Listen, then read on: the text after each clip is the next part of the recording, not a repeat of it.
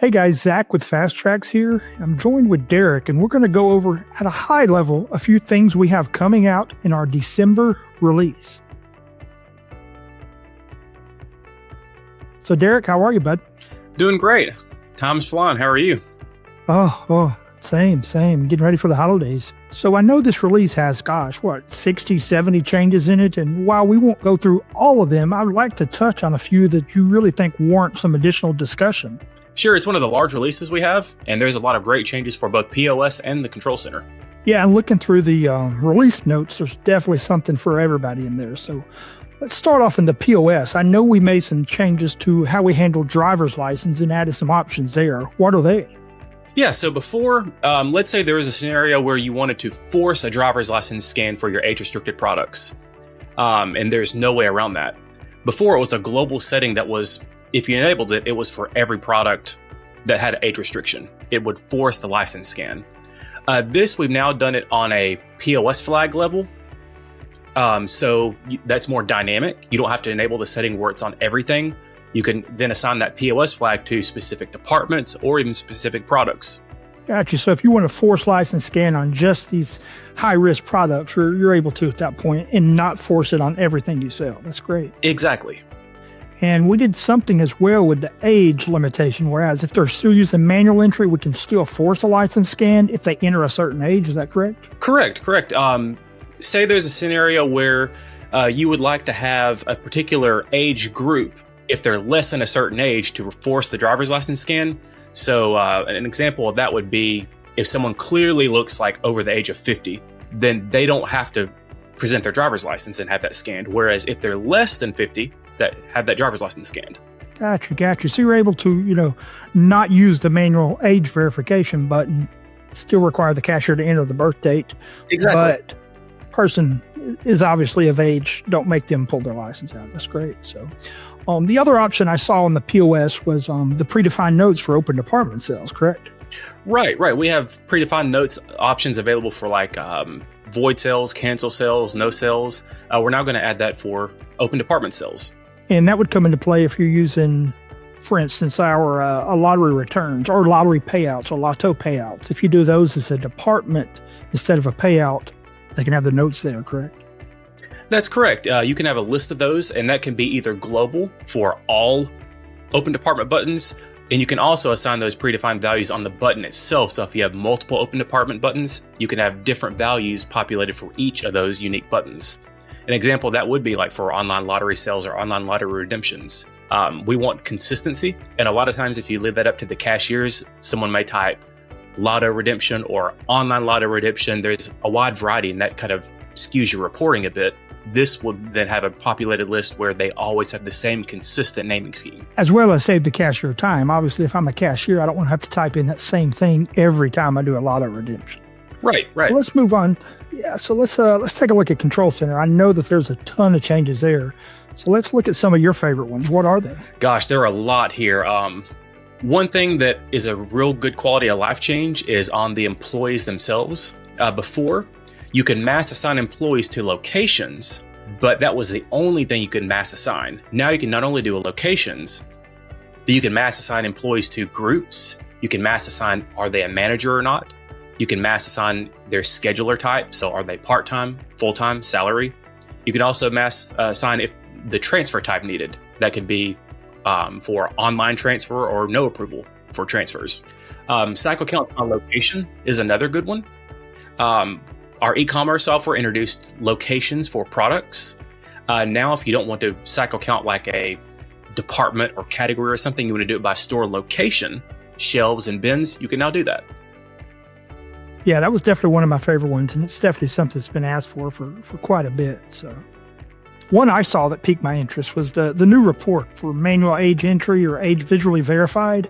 So it sounds like that report will show any time the cashier used the visual verification button or they manually entered the age, correct? Correct. It'll show the cashier, the receipt number, the register number, and how they actually did that without scanning a driver's license. So using that button or typing it in manually. Great. Is there anything I got to do to enable that setting, or is it just on by default from now on? It's on by default for now, and it's going to just to be its own separate report. And one cool thing with that too is the receipt number. If you click on that, it's a hyperlink. It will then navigate you automatically to the eJournal report for that particular receipt. Ah, terrific. So there's some new buy down options, right? That's correct. We added 2 new buy down options. A dollar amount, which is essentially a dollar cap. When the buy down hits a certain dollar, let's call that a limit, the buy down will then end. And then another variation of that where it's the dollar amount within a date range. So between these 2 dates, once that dollar cap is hit, then the buy down will end.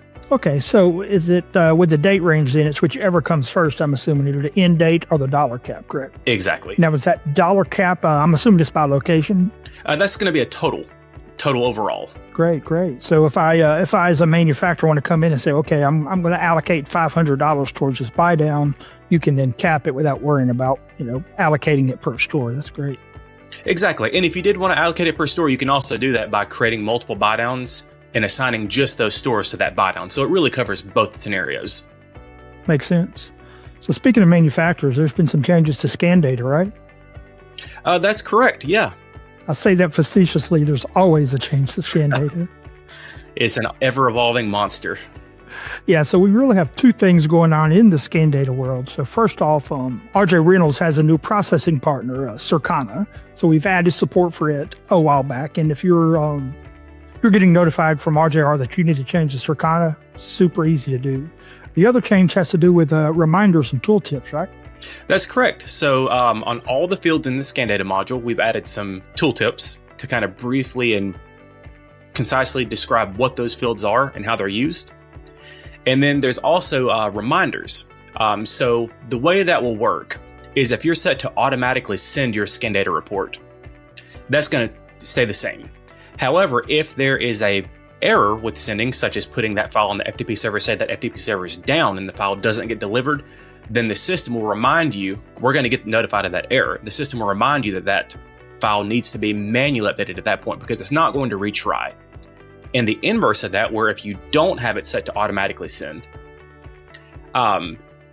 you can also have it notify you that way as well. So it's going to remind you on that day to send that report. So my favorite change, I believe, has got to be the new change for EDI receiving. So as you know, when you process EDI, sometimes the vendor will push out and do a force out of a new product that may not be there.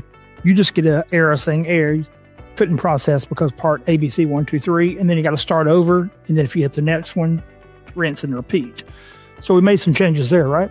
That's correct. So now, whenever you highlight that particular EDI file in the EDI processing window, it will show the preview of that file, and it will list all the items in the grid that do not exist in your price book.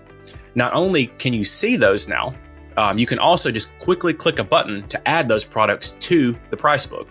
And all that's done, like you said, from the preview window, so you don't have to process the file first. Exactly. So the last one I want to touch on is going to be a cost change report. So our cost change between dates report. People probably don't use it as often as they should, so we added some filters and some details there, correct?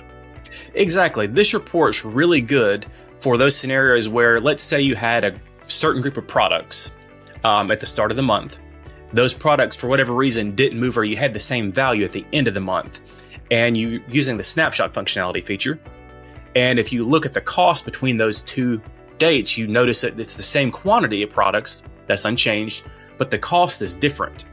This report will allow you to see those particular products and the cost differences, where that comes from. And what we're adding to that is the ability to see where that cost change come from. Was it a manual price change? Was it from an invoice? Was it from the invoice cost change worksheet? You can quickly see where that came from, who did it, what date that it occurred, etc. Sure, and that'll let you know, was it a legit change or did somebody finger flub something? So yeah. Exactly. Gotcha. Yeah, like I said earlier, I think we were 60, 70 changes in this. And while we can't go over all of them, there's a little something for everybody, I do believe. Exactly. It's a great update. Awesome. Terrific, Derek. I appreciate you taking the time to us. Is there anything we missed?